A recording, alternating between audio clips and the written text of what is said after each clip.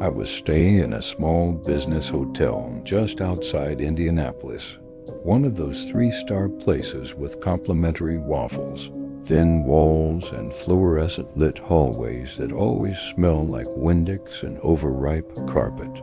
I had a week-long conference for work, and this hotel was walking distance from the venue. Nothing fancy, just a place to sleep. The first night, I thought the pacing was just a restless guest above me. Heavy, deliberate footsteps moving back and forth heel to toe, then pause, then again. I remember checking the clock when I first noticed it. 2:17 a minute went on for about 10 minutes before it stopped abruptly, as if whoever it was had sat down or just vanished. Didn't think much of it at first. People get jet-lagged. Maybe it was someone with insomnia, but then it happened again the second night. Same time, same sound. I looked up, just listening. There was a rhythm to it. The pacing started near what must have been the far end of their room, slowly crossing above my ceiling, then stopping, turning, and pacing back and forth. Same steps, same turns, same pauses. The third night it became too weird to ignore. I was wide awake at 2:15 a.m., phone in hand, staring at the ceiling. I waited, and like clockwork at 2:17, it began. This time I recorded it. The steps were slow and firm, not like someone restless or annoyed, more like someone performing a routine. I couldn't shake the image of a man pacing in the dark, staring straight ahead, as if waiting for something. The next morning, after playing the audio over and over on my phone, I decided to ask the front desk if someone in the room above me had complained of insomnia. "Can you check who's staying in room 304? I asked casually. "I think they've been pacing a lot at night. Just wondering if they're okay." The woman at the desk typed for a few seconds, then looked up. "You're in 204, right?" I nodded. She hesitated. "There's no one in 304. That room's been out of order for weeks. Maintenance issue." I stared at her. "Are you sure?" I'd been hearing footsteps directly above my bed every single night. I even recorded them. She gave a polite, slightly nervous smile. "I'm sure. The floor is locked. No guests have access."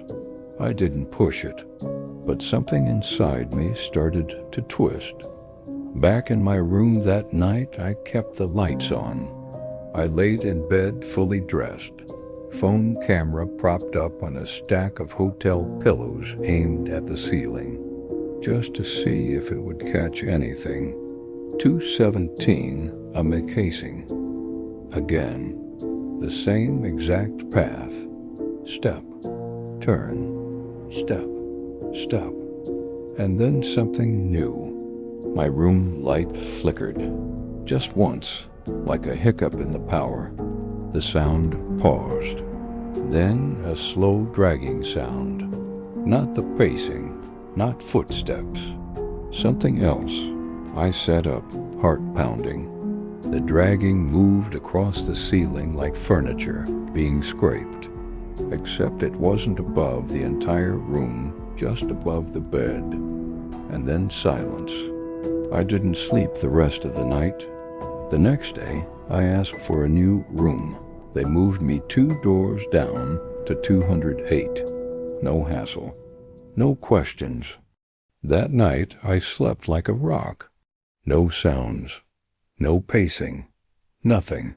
But just before I checked out on the last morning, I stopped by the front desk again. A different guy was working, older, more tired-looking. I asked again about room 304. He sighed. "That room's always had issues," he said. "Used to be fine. But 3 years ago, a guy passed away in there. Alone. Business traveler. No one found him for days. They only noticed because guests in 204 kept complaining about hearing footsteps above them at night. I felt sick. What time did he die? I asked. The man shrugged. They don't know exactly, but I heard they estimated it was sometime around 2 in the morning. I asked if anyone ever stayed in 304 now. He shook his head. Management stopped assigning it. Housekeepers say it's weird in there. Cold. One of them said they walked in once and found the bed turned down like someone had just gotten out of it. But nobody had checked in. I left without saying another word. I still have the recording from that third night. I've played it for a few friends. Some say it just sounds like someone walking. Others say the footsteps don't sound normal, like the timing is off, or like the floor shouldn't echo that loudly through 2 layers. But no one's ever been able to explain the part where, in the middle of the footsteps, you can hear my voice, faintly, calling for help, even though I never said a word.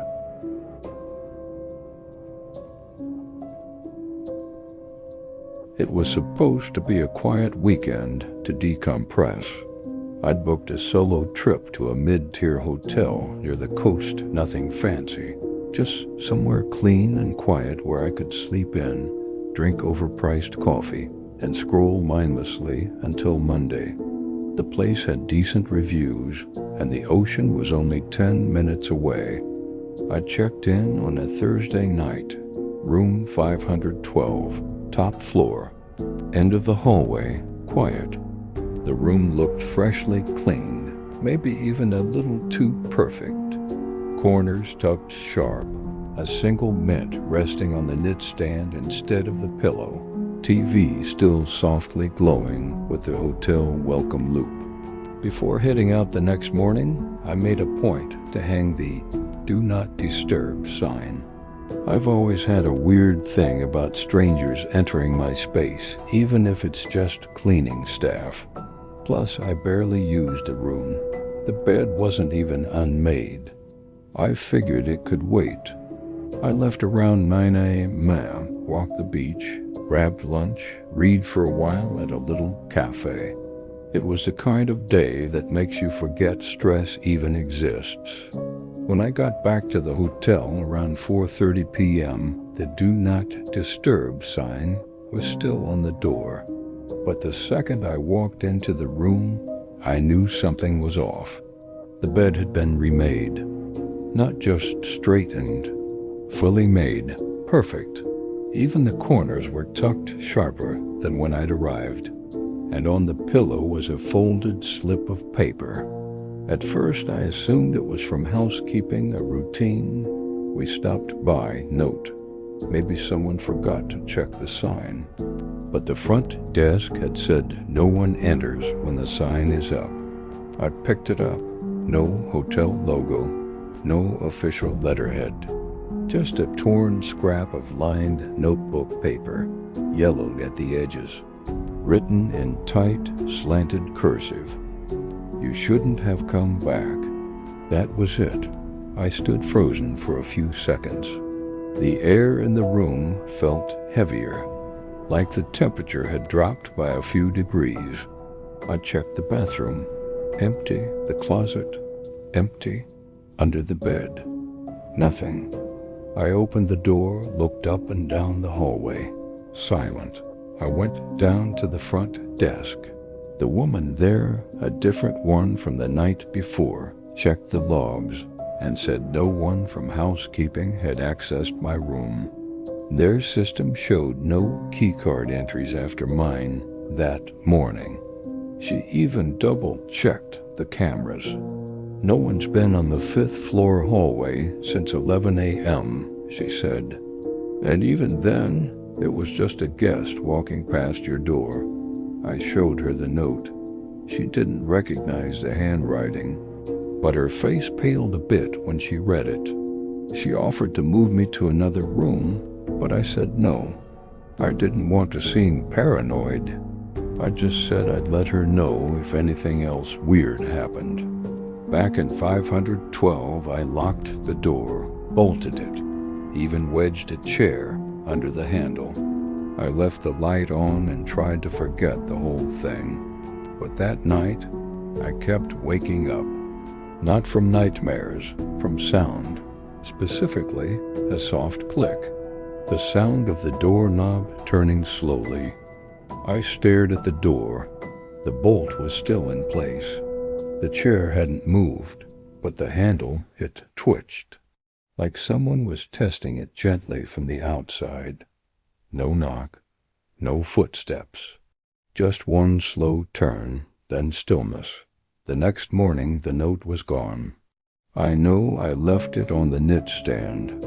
I wanted to take a photo of it in the morning light, but it wasn't there. What was there, though, tucked just barely under the edge of the mattress, was another scrap of paper. Same yellowed look. Same handwriting. We let you leave once. Don't make us fix that mistake, I checked out immediately. The front desk didn't ask questions. Maybe they'd heard this kind of thing before. Maybe the look on my face was enough. I don't know who left those notes. I don't know how they got in, and the worst part is, I do recognize the handwriting now. It looks just like my mother's. She died in that same town, in a facility I haven't spoken about in years. And when she died, she left behind journals full of letters she never sent, pages and pages of threats, scribbles, warnings she said were meant for future intruders.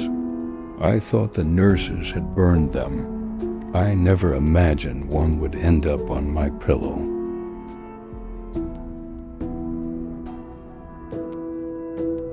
This happened in 2022 when I traveled to Denver for a job interview.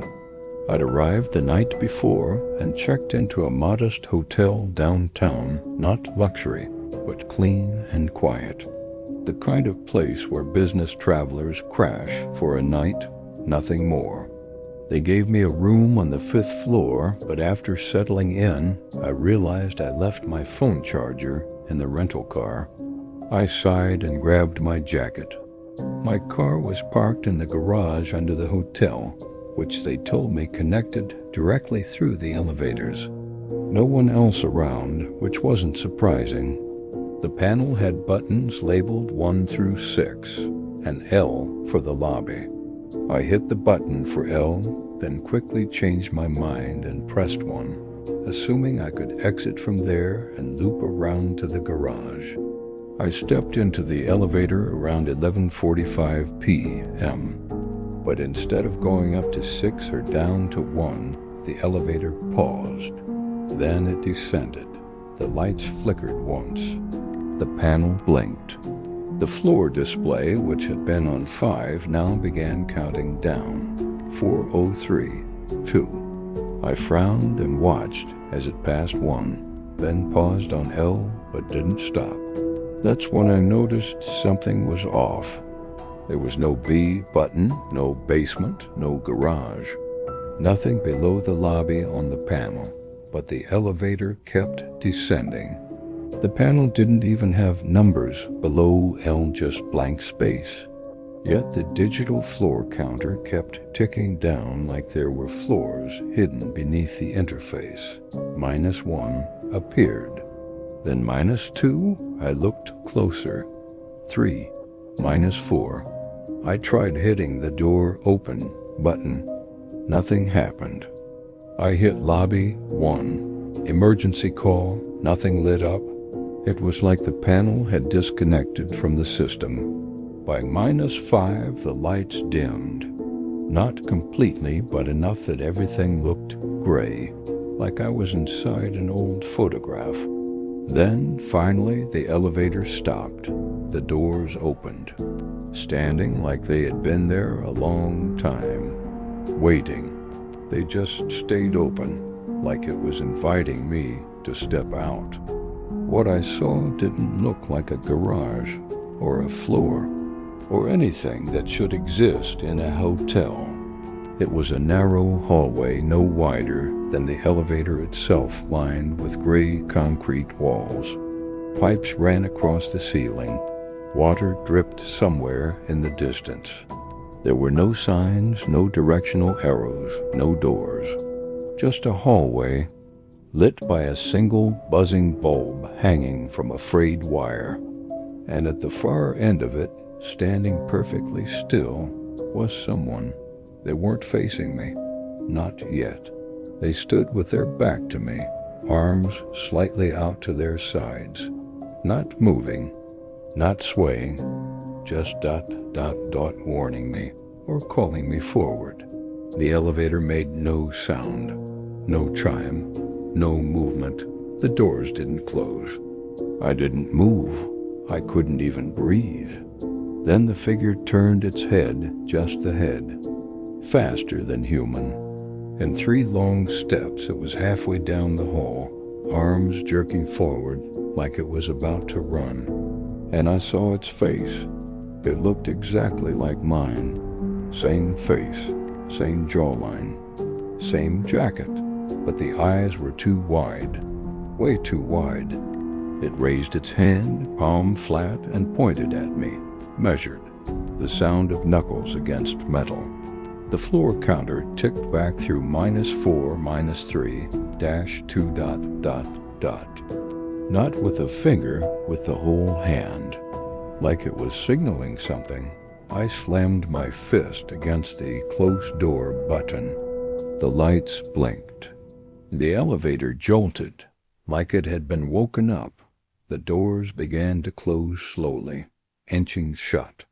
I ran down the hall, slammed my keycard into the door, and locked every latch behind me. And just before they did, the thing started walking fast. I hit every button on the panel in a frenzy.